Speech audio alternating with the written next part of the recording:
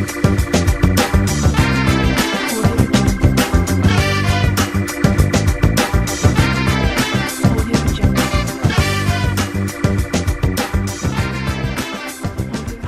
welcome to another episode of Talk with Confidence.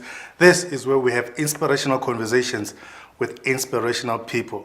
Today I have a guest here. His name is Joseph Mudau. He's an author, he's a brand strategist, and he's also a speaker. And Tate Joe, welcome. Oh, thank you very much, Confidence. At long last we meet. At long last we meet. We've been talking on social media. Correct, yeah. I've seen some of the events that you've been doing, and I see you also have launched your book. Correct, yeah. Yeah, so I was really excited, and thank you for honoring the invite to come on the show. Yeah, thank you so much. Thank you very much. And I think just a bit about our event this past Yes. It is called the Rebrand Summit. I do this one only once in a year. Yes. So it's a milestone for us. It's a wonderful event. Yeah. We bring in all the professionals and as well as business people to come there and learn. So I also bring in some other inspirational speakers who can also assist in different topics. What was so it was called the Rebrand Summit? It's called Rebrand Summit. So what was the inspiration behind that? This one we're focusing almost on two things, if not three. Yeah. We're focusing on the first part. It was around personal branding, because anyway, personal branding focuses on you as an individual. Yes. Because before we can buy a product from you, we need to understand the man behind the product. So that was the focus, number one. And number two, we also looked at I think in terms of the branding, the spirit of a branding, because it's important for us to understand issues around excellence. How can we position ourselves in the world of today? So we looked at that as well, because in essence, our event, it is to build a very strong personal brand. That's what we're doing. Yeah, when most of us think of brands, we think of Coca-Cola, we think of Apple, we think of Toyota and the likes. Yeah. We don't think of ourselves as brands. Correct. Why do you say that a person is a brand? In actual fact, I think I've been talking about this subject for quite some time now, and I've done a lot of research around it. It is proven. In the past, I think there's a man called Tom Peters who introduced this subject of personal branding. I think it was around early 90s. And most of the researchers at that time, they were not sure if we can regard individual as brands. And since then, there have been many researches that were made to confirm this subject, that whether people can be regarded as brands or we still focus on object or products as brands.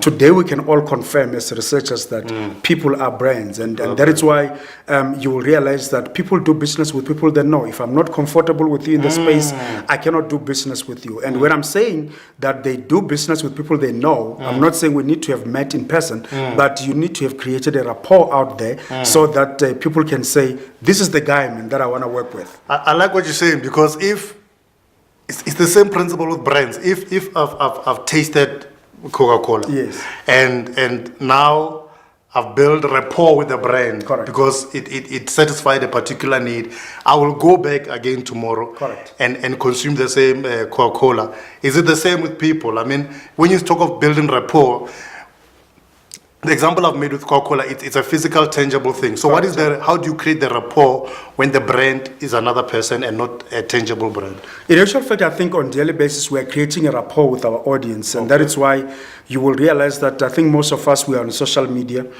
Social media, I think we are able to reflect who we are. The stuff that we post out there, they are sort of an index of about our lives. And if I want to know more about you, the simplest place I can go to, it is Google. So when I type in there and I check your name, the content that will come out of that, it will be your latest content. Yeah. And most of us, our latest content is social media. And if, for example, you've got a personal website, which we always encourage for people to have their own website. Yes. Because now you are telling your own story. You are not allowing people to talk much about you yes, without you telling your own story. Yes. Even employers today, as we speak, if they are looking for an individual to come and work in their companies, they go and search on you, and LinkedIn becomes a place where we create rapport with professionals. So the things that we're doing on a daily basis, they create a rapport. We know who we are. You know, we know what you're doing because of the stuff that you're doing out there. I like that.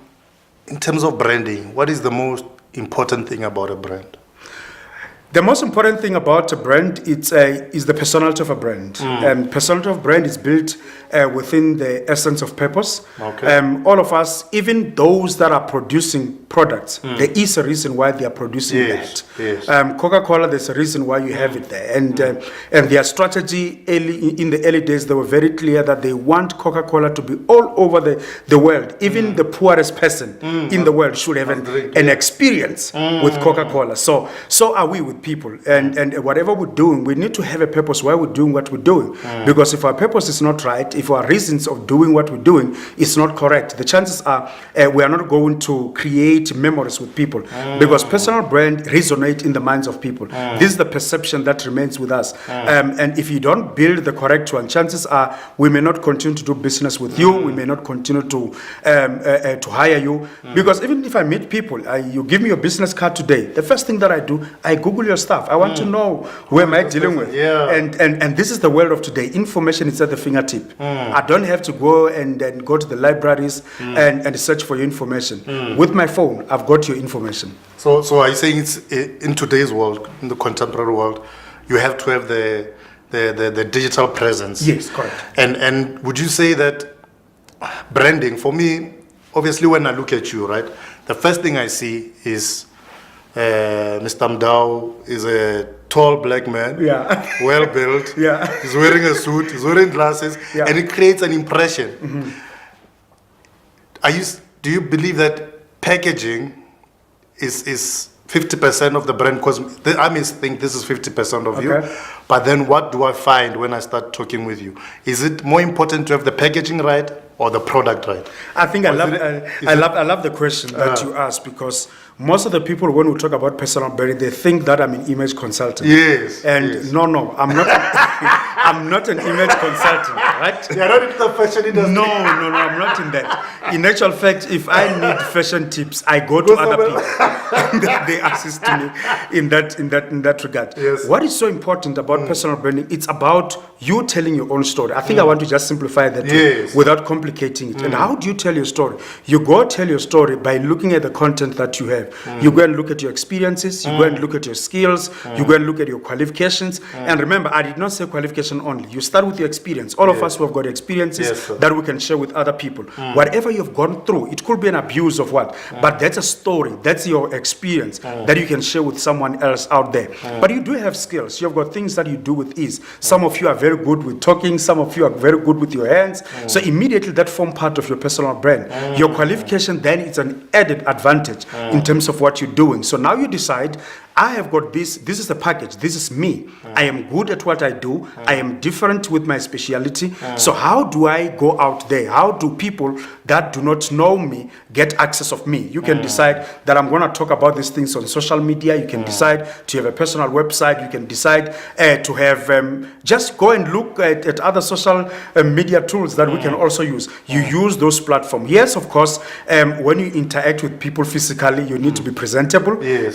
You cannot just go there and unpresentable. And that is why, even I think on my simplified guide for personal branding, I do have a chapter that talks about how we can, I think, blend the colors of our clothing, because people are thinking that when you talk about personal branding, I must go and change my wardrobe and all that. We're not talking about that. It's just a combination. Clean your clothes, be presentable. When you meet with other people, then they will say, no, at least this is a good guy. Yeah. In terms of branding as well, I love this subject, by the way. I'm passionate about it. Wow, that's good.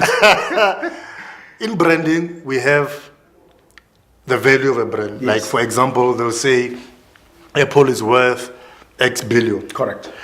Now, when you go on a person to person, on a personalized level, how do you measure the value of a brand when the brand is a person and not an object?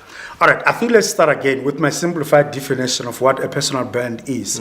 I will say that it's a combination of what I said: your experience, your skills, your qualification, including your persona, to create a value proposition. There must be a value proposition. Yes. In other words, even I think in your studio, you're not just inviting people that are not coming with a value proposition. Yes, so there should be that value proposition. Before we can even measure whether this value, in terms of its return, the return on investment, what is it that it's bringing back? But we need to come with people need to build that value proposition to say, this is who I am and this is what I'm bringing into the market. Wonderful. That is what the market is looking for. Yes. And if you go and you are looking for a job, and that's why we ask you a simple question: why do you think you're the right person for the job? We are saying create a value proposition. Yes. Bring us something that is different from your competitors, because the world that we're living in, it's so very competitive. It's more about competition and making yourself unique from your competitors. I love it. I love that. I love that. I was looking at some of your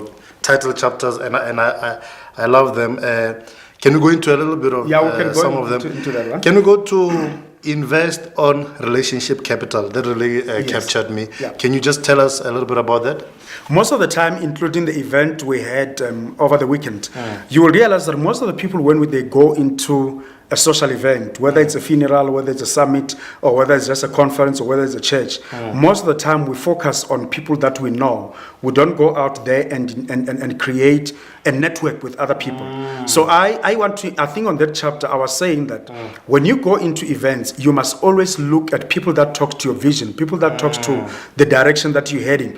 Because chances are, when you find around 10 people, there is this particular guy that talks to your vision. There is a particular guy that you must somehow interact, exchange your business cards, exchange your books, exchange what you're doing, so that in whatever they are doing, they are able to say, there is this guy that I think we can work together at some point and collaborate. Because our world of today, it's more about networking. If you don't network, chances are you may not succeed. So it is important for us to invest on relationship capital, because nowadays, did you know that even job opportunities, they come because of referral? People will refer and say, Yes. there is this guy called Confidence, but talk to this guy. I think he's going to do it for you. And it comes through referral. If you don't interact with other people, they don't know what you're doing. So chances are I may not refer you, whether it's a business or whether it's just a job opportunity. It may be difficult to recommend you. I guess that also speaks to authenticity, because it's more believable if other people are saying, you know what, I know a guy called Joe. Yes. He's very good in XYZ. Then it's easy for me, whether I'm in business and I want to get your services, or I just want to build a relationship with you. When others have said, you know what, Joe is XYZ is excellent. He always produces. Then it's more authentic than me going to your website. Would you say that that's correct? Is it more important what people are saying about you as a brand, as opposed to what you are saying about you? Which is more important? Both of them are important. You must tell your own story. I think for me, I always say that around personal branding, we've got two types of brands, and I'm going to answer your question. Yes. The first brand is what we call a default brand. Default brand. I will tell you why. Please. Number two, it's also brand by design. A default brand, it's the way we were born. No, he's just a good guy from the township, right? Yeah. We grew up with this guy. Yeah. He's just a good guy. Yeah. But we cannot pinpoint that his value proposition is 1, 2, 3. And the story which resonates in their minds is those early stage stories. They've got nothing to talk about of your recent stories. But there is what I call brand by design. So here you make a decision that I am going to brand myself as this. Earlier on, you asked me, when you introduce me, how do I want to be introduced? Yes. So I'm branding myself as a speaker. I'm branding myself as a branding specialist. I'm branding myself as an author. This is who I am. But on the other side, you may brand yourself as something else. You may brand yourself because now you are telling your own story. Yes. When you Google me, the stuff that I am doing should be in line with those 3 words that I'm branding myself along. Okay. So then it becomes important, rather than people what they're saying about you. So whatever the conversation that we need to cause in our society, it's about the content that I'm bringing. Today, if you go and Google me on social media, people, it's either they're talking about our rebrand summit, because this is how I want to be remembered. This is how I'm building myself. But what is important, the story that we write on social media, Confident, is that we need to be authentic. A lot of people they are writing stories which are so parallel to their lives. If we come and search and we are doing the reference, we want to just to verify if this guy is true. We should that information should marry with whatever you are writing. And that is why we have seen a lot of people getting so embarrassed on social media and in life, in politics and business, because they have presented themselves as something they are not. You cannot, if we talk about qualification, you cannot go and say I'm a doctor. Even if people start calling me Dr. Joe Yeah. because of the stuff that I'm talking about. I must not be excited that I'm a doctor and forget to go and study. So you must be authentic. Whatever you say that you're able to do, love it, it yeah. must be something that you're doing. love Don't it. go and claim something that you cannot do, because immediately, most of the time, the reflection that we get from people is their experience about you. So it's important for you to get that reflection. What are people saying about you? It's important for you to know so that you are able to improve. Continuous improvement looks at you reflecting on yourself. And how do you reflect? Use your network around you. Let people reflect at some point to help you grow, to help you improve, To sharpen you. Yes. Because most of the time, we don't like this criticism. We're always looking for people that will say, no, you're doing well, man. You're doing great. And The cheerleaders. the cheerleaders. Yeah. So what I do, even I think in the writing of my books, before I can publish my books, my style is that I give this book to readers. People that I know, they read and they critique my books before I can publish the book. That is why, my book, I have done, I think, almost everything to make sure that my book talks to what I had envisioned, because I've used people to criticize my work. What people are saying about you, it's important, but use it to correct in those areas. Don't use it to discourage yourself, but use it to encourage yourself in terms of what you're doing. And I think also motive is important because, for instance, if my mentor tells me something and it's correction, Yes. then it's easier for me to listen because I know the motive. I know their motive is to uplift me.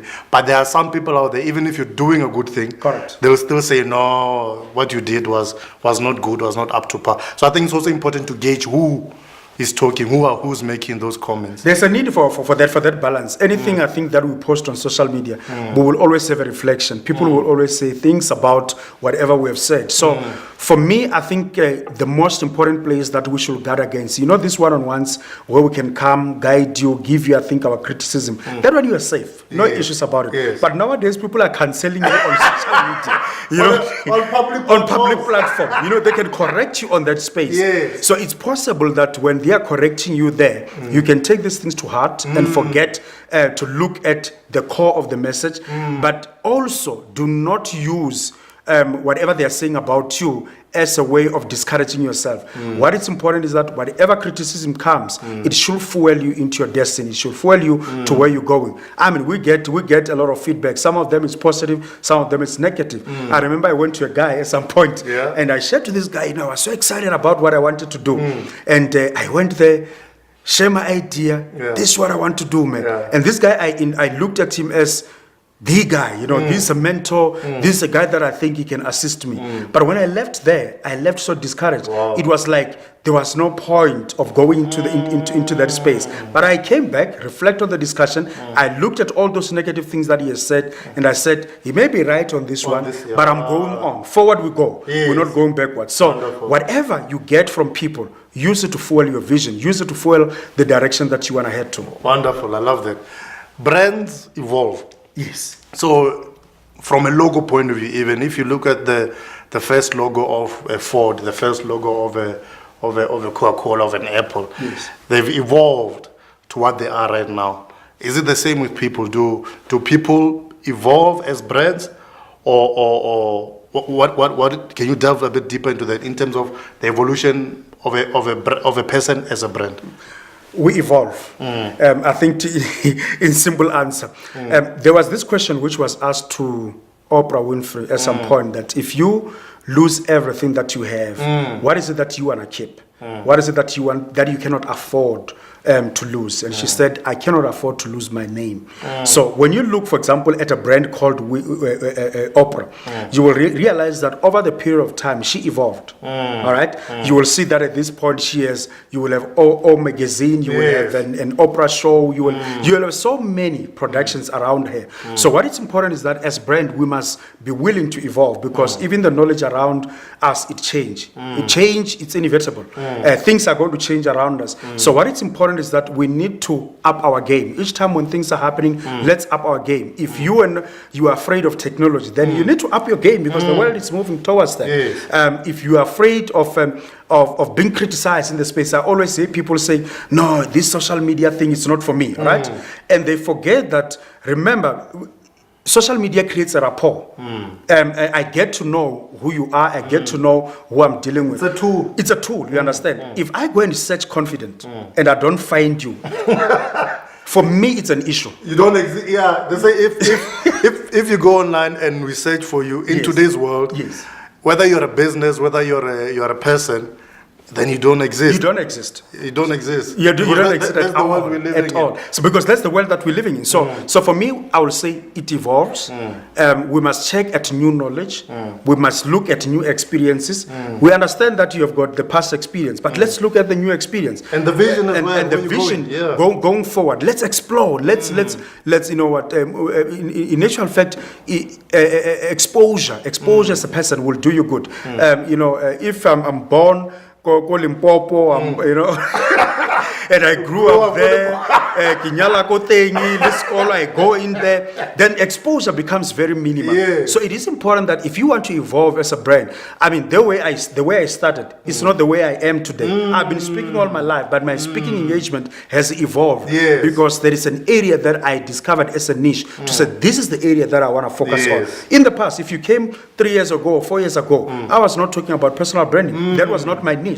But I evolved as a speaker. I was just talking as a generalist, and I realized that the world of today has no space for generalists. It's looking for people who have got a particular drive, people that are clear, people who have got precise, I think, ideas. So that's what the world is looking for. So we evolve in life. If you are not going to evolve as a speaker, or whether you are a pastor or whether you're a businessman, you must evolve. Your speaking engagement should always evolve. You must always, I think, finding ways on how to improve. How to get to the next level. Yes. And as you said, you started as a generalist in terms of your speaking, and then you found your niche in personal branding. Correct. How did you find that niche? I think it is good that if you believe in something, continue to do it.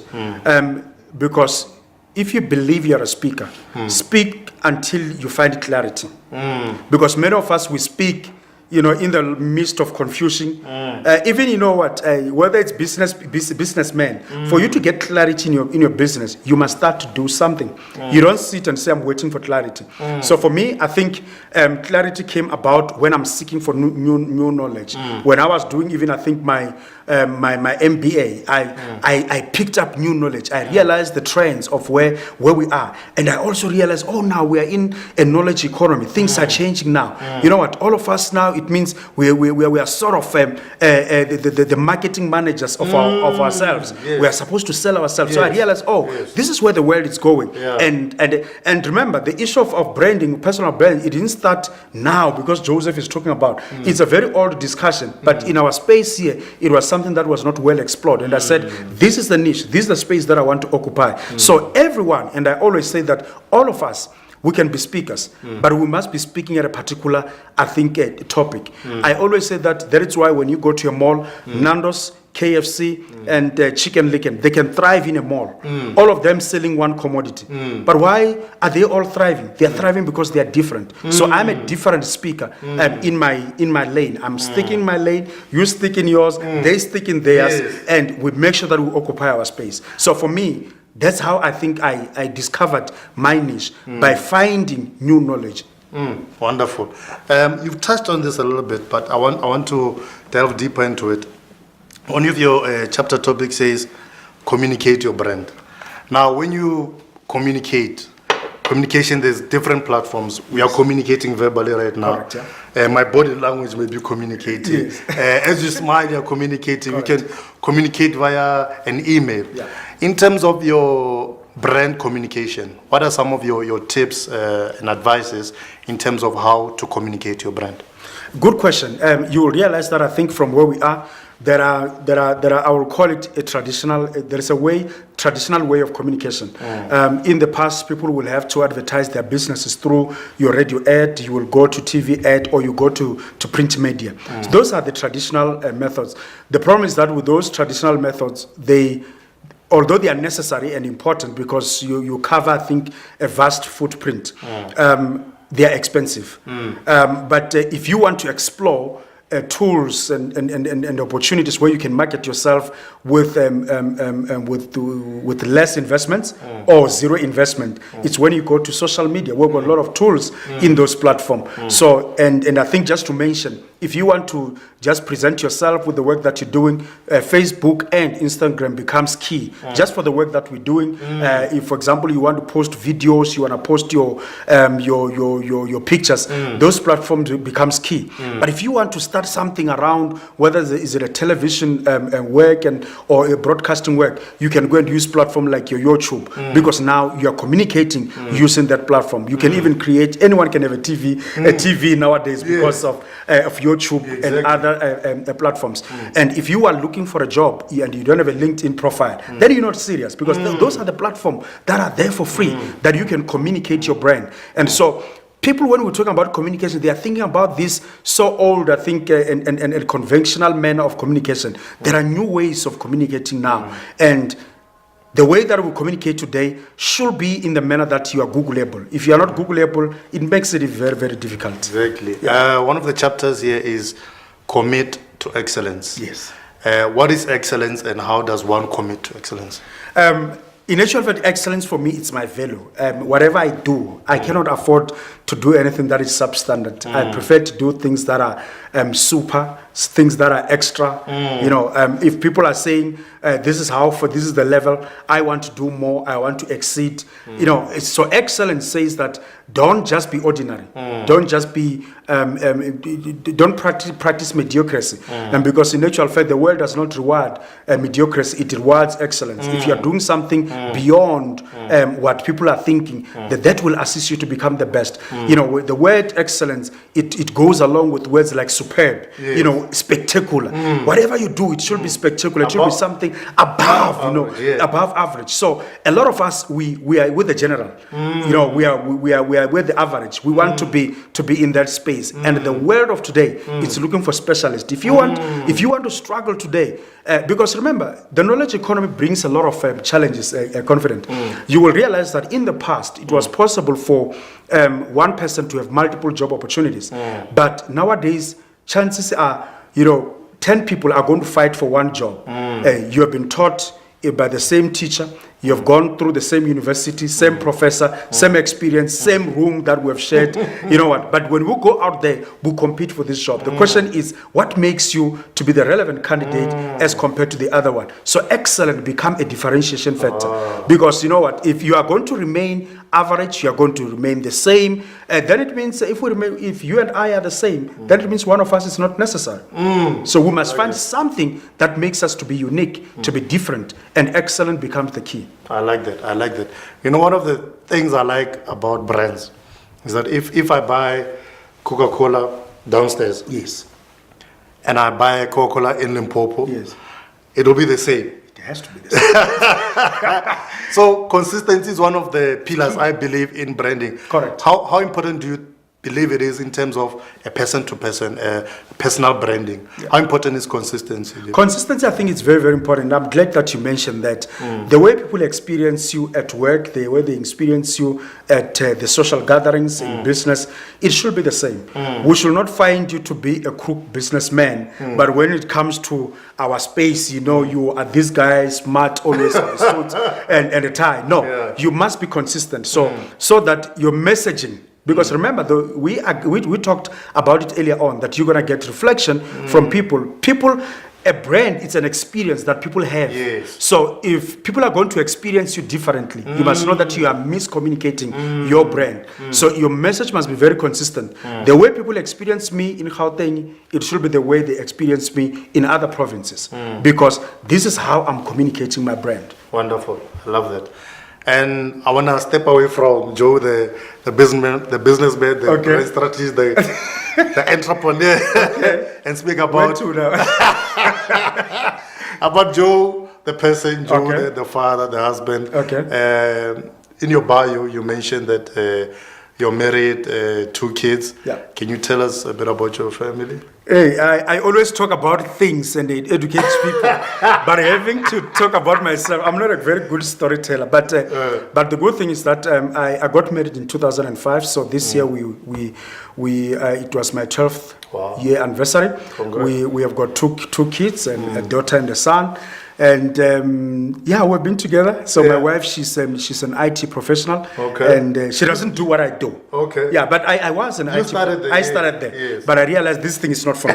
I started in IT and I said, this thing is not for me. Yeah. When I meet a lot of my students that I used to teach at varsity, they will say, no, you are very good in IT. Are you still doing IT? And I'll tell them, since 2007, I've never been doing IT. Wow. So I've focused on a different direction. I've decided to be in the business of business. Wow. So that's what I'm doing. So, but I think in family, as you've indicated, I'm married, 2 kids, and that's who I am. Wonderful. Yeah. Joe, thank you so much. I've really enjoyed this. I'm keeping this book. Yes, yeah. I will have to sign it. Yeah, no, we'll give you an opportunity. And I love the cover we're talking of. Yes. Such an elegant, simple cover, and it really speaks to what the book is about. And if people want to get hold of you, can you just maybe relay some of your information, your website, your All right. contact details? So if people want to get hold of me, I'm always available on social media. You can search me as Joseph Mudau, one word for a reason. You should have asked me that, but not now. So it's not like I'm trying to change myself and all that. So I'm Joseph Mudau, one word. So you can find me on whether Twitter or Facebook or any other social platform. And you can also find me on my personal website, which is joemudau.co.za. You will find a lot of things that we are doing there. Or you can also go into my business website, redefinedbrands.com. You can also find me there. Or you, I think. My number's on that one? No. I think let's use the website and also the social media. Okay. So, and we carry it there. Yeah. Joseph Mudau, thank Yes. you so much, my brother. I've really enjoyed chatting with you. Thank and you. I believe we'll engage again in the future. We should. I'm looking forward to this one. I love this. I love the idea. It's a great idea, and let's push and go forward. Wonderful. Great Thank work you so indeed. much. Thank you. Thank you. That was inspirational. I'm inspired. I'm sure you're inspired. And that was Talk with Confidence, conversations that inspire. Do join us again next time. Sharp, sharp.